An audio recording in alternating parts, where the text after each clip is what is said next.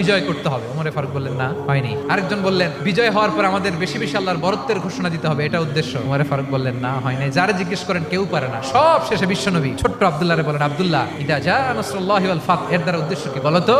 ছোট্ট আব্দুল্লাহ বলেন, হুয়া আজালু রাসূলিল্লাহ, এই আয়াত দ্বারা বিশ্বনবীর বিদায়কে উদ্দেশ্য নেওয়া হয়েছে। ওমরে ফারুক বলেন, হাযা হুয়া, এটাই তো সঠিক উত্তর, এটাই সঠিক তাফসীরে আয়াতের। কারণ ইদা জা নাসরুল্লাহি ওয়াল ফাত, যখন আল্লাহর সাহায্য আর বিজয় আসবে, ওয়া রাআইতান নাসা ইয়াদখুলুনা ফি দীনিল্লাহি আফওয়াজা, আপনি দেখবেন দলে দলে ঢলে ঢলে বানের পানির মতো মানুষ ইসলামের দিকে ঢুকতেছে। ইসলামের বিজয় হয়েছে। তো ইসলামের বিজয়ের মিশন নিয়ে নবী আসছে, বিজয়ী যখন হয়ে গেছে এখন তো নবীর বিদায় হবে। জোরে বলেন ঠিক কিনা?